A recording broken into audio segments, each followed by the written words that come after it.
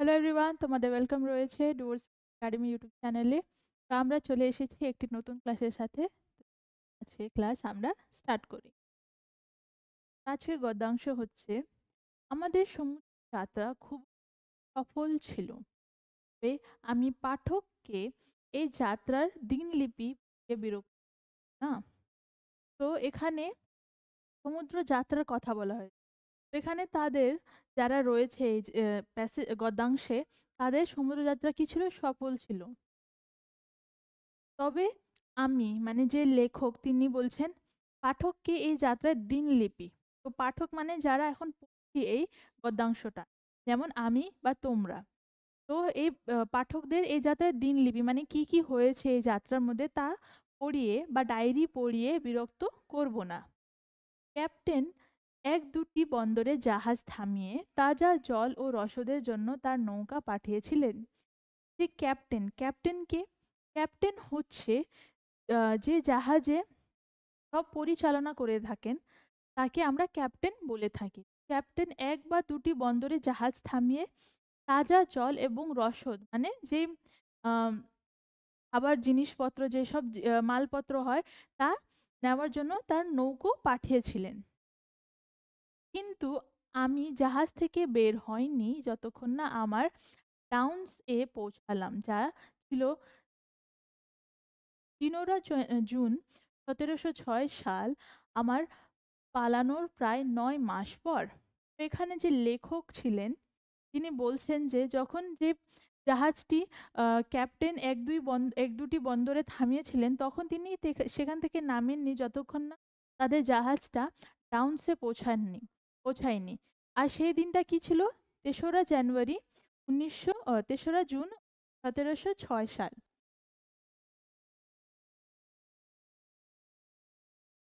আর তার পালানো মানে যে লেখক ছিল সে মনে হয় কোথাও থেকে পালিয়ে সেই জাহাজে এসেছিল। তো তার পালানো প্রায় ৯ মাস পর তারা টাউন্সে পৌঁছান। আমি ভাড়ার অর্থ প্রদানের নিরাপত্তা হিসেবে আমার মালপত্র রেখে যাওয়ার প্রস্তাব দিয়েছিলাম, কিন্তু ক্যাপ্টেন জোর দিয়ে বললেন তিনি ১ পয়সাও নেবেন না। আর যে লেখক ছিল তার কাছে তো কোনো ভাড়া ছিল না, তার জন্য তিনি তার ভাড়ার অর্থ প্রদানের জন্য নিরাপত্তা হিসাবে তার যে মালপত্রটা ছিল তা তাকে দিয়ে রেখে যাবে তা প্রস্তাব দিয়েছিলেন। কিন্তু যে ক্যাপ্টেনটা ছিল তিনি জোর করে বললেন যে তিনি ১ পয়সাও তার থেকে নেবেন না। কার থেকে? লেখক থেকে নেবেন না। কারণ যখন মানে তারা ৯ মাস অবধি একই জাহাজে ছিলেন, তখন তাদের মধ্যে যে কথাবার্তা হয়েছে, অনেক কিছু তারা সাথে কথা বলেছে। তাদের মধ্যে একটা ভালোবাসা তৈরি হয়ে গেছে বা একটা বন্ধুত্ব তৈরি হয়েছে। তাই জন্য যে ক্যাপ্টেন রয়েছে তার লেখকের কাছ থেকে ১ টাকাও নিবেন না বলে বলেছিলেন। আমরা একে অপরের সঙ্গে স্নেহপূর্ণ বিদায় নিয়েছিলাম এবং আমি তাকে আমার বাড়ি রেড রিফে দেখা করার প্রতিশ্রুতি দিতে বলেছিলাম। তো আমরা মানে যে লেখক আর ক্যাপ্টেন রয়েছে তারা এক অপরের সঙ্গে স্নেহপূর্ণ বিদায় নিলেন। তারপরে তিনি যে লেখক আছেন তিনি ক্যাপ্টেনকে বলেছেন, ক্যাপ্টেনকে রেড রিফ নামে যেখানে তার মানে লেখকের বাড়ি রয়েছে সেখানে যেতে হবে। তার জন্য তিনি তার থেকে মানে ক্যাপ্টেনের থেকে প্রতিশ্রুতি নিলেন। আমি একটি বাড়ি এবং একজন গাইড ভাড়া করেছিলাম ৫ শিলিং দিয়ে। তো লেখক যে ছিলেন তিনি একটি বাড়ি এবং গাইড ভাড়া করেছিলেন ৫ শিলিং দিয়ে। শিলিং মানে একটি মুদ্রার নাম। তিনি ৫ শিলিং দিয়ে একটি বাড়ি ও গাইড ভাড়া করেছিলেন। আর যা আমি ক্যাপ্টেনের কাছ থেকে ধার নিয়েছিলাম, আর যে টাকা ৫ শিলিং ছিল সেটা তিনি ক্যাপ্টেনের কাছ থেকে ধার নিয়েছিলেন, কারণ লেখকের কাছে কোনো টাকা ছিল না। আমরা গদ্যাংশটাকে ভালো মতো পড়িয়ে নিয়েছি। আমরা দিকে চলি। লেখক যখন যাত্রাকে সমৃদ্ধ বলেছেন তখন তার মানে কি? এখানে তোমাদের জিজ্ঞাসা করা হয়েছে যে সমৃদ্ধ কথাটি রয়েছে তার মানে কি? অপশনস হচ্ছে, এটা তাকে ধনী করে তুলেছিল, এটা তাকে স্বাস্থ্যবান করে তুলেছিল, এটা খুব আনন্দদায়ক ছিল, এটা কোনো ঘটনা ছাড়া কেটে গিয়েছে। এটার কারেক্ট অ্যান্সার হয়ে যাবে অপশন নাম্বার ৩। এটা খুব আনন্দদায়ক ছিল। সমৃদ্ধ মানে তাদের খুব আনন্দে এই যাত্রাটা কেটেছিল, এখানে কোনো ঘটনা হয়নি। অপশন নাম্বার 3 হচ্ছে কারেক্ট অ্যান্সার। নেক্সট, যাত্রার সময় লেখক কি করেছিলেন? তো যাত্রার সময় লেখক কি করেছিলেন? অপশন হচ্ছে মাঝে মাঝে জাহাজ থেকে নেমে পড়তেন, জাহাজ থামেননি বলে তিনি নামতে পারেননি, তিনি কখনো জাহাজ থেকে নামেননি, তিনি তখনই জাহাজ থেকে নামলেন যখন তার ডাউনসে পৌঁছলেন।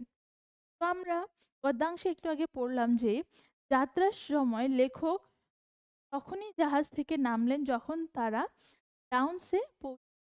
তো অপশন নাম্বার 4 হচ্ছে কারেক্ট অ্যান্সার। নেক্সট কোয়েশ্চেন, গদ্যাংশে প্রতিসন বা বিধান শব্দের অর্থ কি? বা এখানে যে রসদ বলা হয়েছে তার অর্থ কি? তো এখানে হয়ে যাবে এটা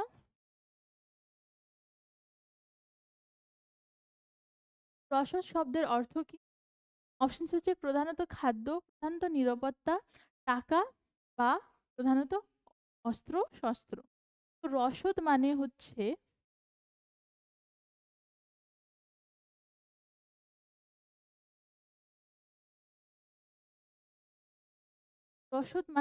অপশন নাম্বার এ প্রধানত খাদ্য। মানে যেখানে খাবার জিনিস বা মালপত্র রয়েছে তাকে আমরা রসদ বলি। অপশন নাম্বার 1 হচ্ছে কারেক্ট অ্যান্সার। লেখকের ভাড়া অর্থ প্রতিদানের বিষয়ে ক্যাপ্টেনের মনোভাব কি ছিল?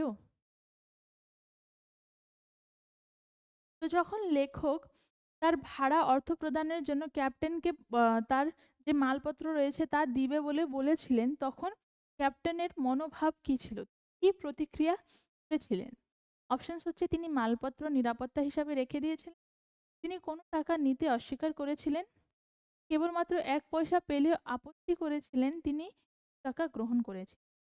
তা আমরা গদ্যাংশে পড়েছি যে যে লেখক ছিলেন তিনি তার যে মালপত্র রয়েছে তা ভাড়ার অর্থ প্রদানের জন্য ক্যাপ্টেনকে দিবে বলে মনে করেছে, কিন্তু ক্যাপ্টেন তা নেননি।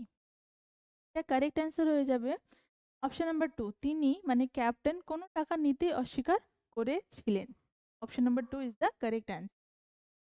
নেক্সট, পদ্মাংশ থেকে স্পষ্ট ক্যাপ্টেনের লেখকের প্রতি মনোভাব কেমন ছিল? তো এখানে জিজ্ঞাসা করা হয়েছে ক্যাপ্টেনের লেখকের প্রতি মনোভাব কেমন ছিল। অপশনস হচ্ছে শত্রুতার পূর্ণ, উদাসীন, অত্যন্ত বন্ধুত্বপূর্ণ, সদয়, ঘৃণা বা বিরক্তিতে পূর্ণ। এটা কারেক্ট অ্যান্সার হয়ে যাবে অপশন নাম্বার 3, অত্যন্ত বন্ধুত্বপূর্ণ। এবং কেন? কারণ যখন লেখক ক্যাপ্টেনকে তার মালপত্র দিবে বলে বলেছিলেন তখন যে ক্যাপ্টেন রয়েছে তা তিনি নেননি, তিনি বলেছেন তিনি 1 টাকাও নেবেন না, 1 পয়সাও নেবেন না, কারণ তাদের মধ্যে বন্ধুত্বপূর্ণ এবং সদয়পূর্ণ ভালোবাসা ছিল, তাই জন্য তিনি তার 1 টাকাও নেননি। অপশন নাম্বার 3 হয়ে যাবে কারেক্ট অ্যান্সার। আমরা সবই প্রশ্ন সলভ করে নিয়েছি, এখন আমরা দেখব পদ্যাংশ থেকে আর কি কি প্রশ্ন তোমাদের জিজ্ঞাসা করা যেতে পারে। প্রথম প্রশ্ন হচ্ছে তাদের সমুদ্র যাত্রা কেমন ছিল? এর অ্যান্সার হয়ে যাবে তাদের সমুদ্র যাত্রা খুবই সফল ছিল। নেক্সট, ক্যাপ্টেন 1-2টি বন্দরে জাহাজ থামিয়ে সেখান থেকে তার নৌকায় কি পাঠিয়েছিলেন বা কি আনতে পাঠিয়েছিলেন? তো এটা অ্যান্সার হয়ে যাবে ক্যাপ্টেন 1-2টি বন্দরে জাহাজ থামিয়ে তাজা জল এবং রসদের জন্য তার নৌকো পাঠিয়েছিলেন। নেক্সট, লেখক কত তারিখে বা কোন সালে ডাউনসে পৌঁছান আর তার পালানোর কয় সময় পেরিয়ে গিয়েছিল? তো এটা হয়ে যাবে লেখক ডাউনসে তেসরা জুন 1706 সালে পৌঁছলেন এবং তার পালানোর প্রায় 9 মাস পর তিনি ডাউনসে পৌঁছলেন। নেক্সট, তিনি ভাড়ার অর্থ প্রদানের জন্য ক্যাপ্টেনকে কি দিবে বলে প্রস্তাব দিয়েছিলেন? তো লেখক ভাড়া অর্থ প্রদানের নিরাপত্তা হিসাবে তার মালপত্র রেখে যাওয়ার প্রস্তাব দিলেন। নেক্সট, লেখকের বাড়ি কোথায় ছিল? লেখকের বাড়ি রেড রিফে ছিল। নেক্সট, লেখক একটি বাড়ি এবং একটি গাইড ভাড়া করেছিলেন কত সিলিংয়ে? লেখক একটি বাড়ি এবং একজন গাইড ভাড়া করেছিলেন 5 সিলিং দিয়ে, যা তিনি ক্যাপ্টেনের কাছ থেকে ধার ছিলেন। তো এইসব প্রশ্ন তোমাদের জিজ্ঞাসা করা যেতে পারে, এগুলোকে ভালো মতো দেখে নেবে। আজকের ক্লাসের জন্য যদি তোমাদের আজকের ক্লাস ভালো লেগে থাকে তাহলে নিশ্চয়ই আমাদের ডুয়ার্স একাডেমি ইউটিউব চ্যানেলকে লাইক, শেয়ার, সাবস্ক্রাইব। আর যদি তোমরা আমাদের সাথে যুক্ত হতে চাও বা আমাদের অনলাইন কোর্স পারচেস করতে চাও তাহলে নিশ্চয়ই আমাদেরকে দিয়ে দেওয়া নাম্বারে কন্ট্যাক্ট করবে। আর আমাদের ডুয়ার্স একাডেমি অ্যাপ প্লে স্টোরে অ্যাভেলেবেল রয়েছে। আমাদের সাথে যুক্ত হও তাহলে তোমরা এই অ্যাপে পেয়ে যাবে live classes and mock test আর রেকর্ডেড ক্লাসেস। তো তোমরা যদি নবোদয় স্কুলের এন্ট্রান্স এক্সাম পাস করতে চাও, তাতে উত্তীর্ণ হতে চাও তাহলে নিশ্চয়ই আমাদের সাথে যুক্ত হবে বা আমাদের সাথে যোগাযোগ করবে। দেখা হচ্ছে নেক্সট ক্লাসে। Thank you.